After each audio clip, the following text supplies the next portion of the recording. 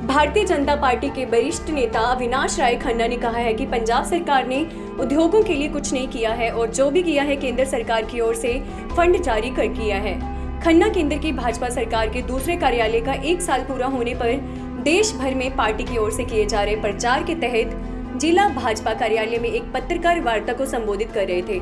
इस दौरान खन्ना ने मोदी सरकार के इस 1 साल को विकास, विश्वास और संघर्ष का नाम दिया, जिसने धारा 370 को तोड़कर देश को एक संविधान, एक विधान दिया। मुस्लिम महिलाओं के साथ हो रहे अन्यायों को समाप्त करते हुए 3 तलाक को समाप्त किया। अयोध्या में राम मंदिर के कानूनी तरीके से निर्माण हेतु अपना वायदा पूरा किया। इसके बाद कोरोना संक्रमण के रूप में देश के सामने आए बुरे हालातों में प्रधानमंत्री नरेंद्र मोदी के नेतृत्व में एकजुटता से संघर्ष किया व देश को आत्मनिर्भर बनाया। सरकार की ओर से उद्योगों को 20 लाख करोड़ रुपए का आर्थिक पैकेज दिया गया, जबकि पंजाब सरकार की ओर से राज्य में उद्योगों हेतु केंद्र से पैकेज मांगने पर उन्होंने कहा कि पंजाब सरकार ने उद्योगों के लिए कुछ नहीं किया है, जो भी किया है केंद्र की ओर से किया गया है। सबसे पहले इन्वायरमेंट डे है, उसके लिए मैं आप सबको बहुत बहुत बधाई देता हूँ। वातावरण स्वच्छ रहेगा तो हम सब लोग सुखी रहेंगे।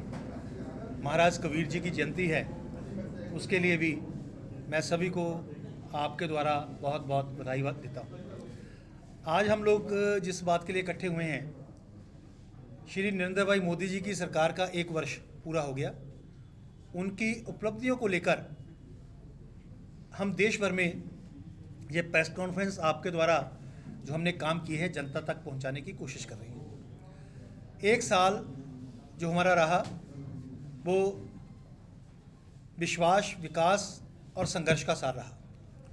1 साल में वो हमने निर्णय किए जो निर्णय शायद 70 साल से ये देश उनका इंतजार कर रहा था। उसमें चाहे धारा 370 है, 35 ये है, उसको ख़त्म करना, CAA सिटीजन अमेंडमेंट एक्ट उसको लाकर जो पाकिस्तान, बांग्लादेश, अफगानिस्तान से मिनॉरिटी आई हुई है उनको 5 साल के बीच में जो डोमिसाइल सर्टिफिकेट मिले उसके लिए प्रावधान किए गए हैं। ट्रिपल तलाक, जो हमारे मुस्लिम महिलाएं जो बहुत देर से संघर्ष कर रही थी, 3 शब्द कहकर एक रिश्ते को ख़त्म किया जाता था, आज ट्रिपल तलाक का एक्ट लाकर उन महिलाओं को सम्मान ज़िंदगी जीने का हक जो है वो दिया गया है। राम जन्मभूमि का मुद्दा जिस ढंग से इस सरकार ने सॉल्व करवाया, अदालती प्रक्रिया को पूरा करके, ताकि कोई किंतु परंतु ना हो, ये पहली सरकारें भी करवा सकती थी, लेकिन उनकी इच्छा शक्ति नहीं थी। इतनी देर से लोअर कोर्ट से लेकर सुप्रीम कोर्ट तक ये मामला लटका रहा, लेकिन आज अपने सारे देश की आस्था का केंद्र अयोध्या, यहाँ राम जी का जन्म हुआ है, वहाँ एक भव्य राम मंदिर बनेगा, उसका निर्णय हुआ। 370 का जो फ़ायदा है मैं एक लाइन में उसको एक्सप्लेन करूँगा।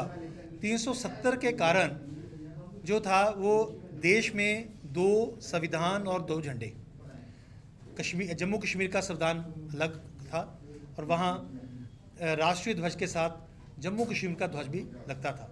लेकिन जो एक इंसानियत के साथ बहुत बड़ा अन्याय हो रहा था वो था बेस्ट पाकिस्तानी रिफ्यूज़ी। पहले आप देखा होगा, आपके बाप दादा भी कोई ना कोई पाकिस्तान से आया होगा, कोई भी शब्द कहीं भी बेस्ट पाकिस्तान और रिफ्यूज़ी कहीं और यूज़ नहीं होता था, सिर्फ़ और सिर्फ वो शब्द जम्मू कश्मीर में यूज़ होता था। 1 लाख परिवार जो 47 में पाकिस्तान, जम्मू कश्मीर में आए पाकिस्तान से, उनको right to vote, right to residence नहीं मिला। वो भारत के नागरिक तो थे लेकिन जम्मू कश्मीर के नागरिक नहीं थे। 370 हटने के बाद आज वो लोग वहाँ के नागरिक बन गए हैं। वो सरपंच से लेकर पंचायत से लेकर अपने पार्लियामेंट तक अपनी वोट डाल सकते हैं। आगे सिर्फ पार्लियामेंट में ही वो वोट डाल सकते थे। एक बहुत बड़ा राइट 370 हटने के बाद मिला।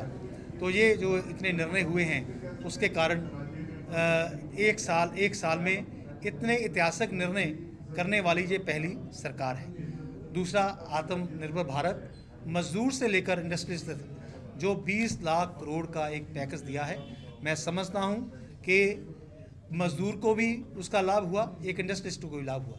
मजदूर का जो मैंने बताया, एक माँ जो गरीब माँ थी जिनका उज्ज्वला योजना में गैस सिलेंडर आता था 3 सिलेंडर मिले, किसान को किसान सम्मान निधि मिली, मनरेगा में लोगों को काम मिला, इसी तरह जनधन खाते जितने थे उनमें पैसा गया। ये एक उस तबके का मैं बात बता रहा हूँ जो लोग शायद इन्हीं चीज़ों पर डिपेंडेंट थे। आज जिन लोगों के पास BPL कार्ड नहीं है, राशन कार्ड नहीं है, उनके लिए भी हमारी सरकार ने, केंद्र सरकार ने स्पेशली प्रोविज़न बनाकर उनके लिए भी अनाज और दाल की जो है व्यवस्था की है। तो मैं कह सकता हूँ ये साल एक विकास, विश्वास और संघर्ष का साल रहा। संघर्ष क्यों? कोरोना की महामारी से जिस ढंग से, जैसे कहते हैं कि बिना हथियार के लड़ाई लड़ना और बिना दवाई के इलाज करना, उसके लिए भी हमारे देश के प्रधानमंत्री ने जितने मैसेज दिए, जनता ने बखूबी उन मैसेज को एक्सेप्ट किया। और मैं समझता हूँ कि कोरोना की लड़ाई जिस ढंग से लड़ी गई, उसको एक विश्व योद्धा के रूप में देश के प्रधानमंत्री का नाम हुआ। स्वदेशी का भी एक बहुत बड़ा इसमें हमारे विकल्प निकला। वो क्या था? आगे PPE किट और N95 मास्क जो थे इंपोर्ट करते थे। आज देश में ही 2 लाख से ज़्यादा डेली PPE किट और N95 मास्क बनने शुरू हो गए हैं। तो देश में इनसे एक रोज़गार भी मिला और देश इन चीज़ों के लिए पहली बार तैयार भी हुआ। तो मैं समझता हूँ कि हर एंगल पर, चाहे वो गरीब किसान था, चाहे गरीब माँ थी, उसके लिए भी, चाहे कोविड में लड़ाई लड़नी, उसमें भी भारत के प्रधानमंत्री ने बहुत अच्छे काम किए हैं। और एक साल जो है वो एक बहुत बड़े विश्वास, विकास और संघर्ष का साल रहा।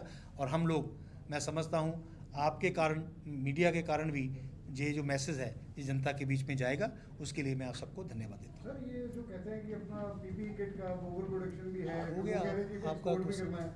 आपका क्वेश्चन का जवाब दे दिया मैंने। लेट आए। इनके पास ही N95 था, वहाँ बैठे थे। जो मंत्री पंजाब के क्या मांग कर रहे हैं कि सेंटर पैकेज दे इंडस्ट्री को, कैसे सोचते हैं? देखिए, हमने ऑलरेडी हर राज्य को उसका ड्यू शेयर दिया है। अब एक बताइए कि जब भी सरकार है ना, इन्होंने अपना कंट्रीब्यूशन क्या डाला, क्या दिया जनता को? आज फाइन इकट्ठे करके ये लोग जनता के ऊपर दूसरा वोट डालने वाले हैं।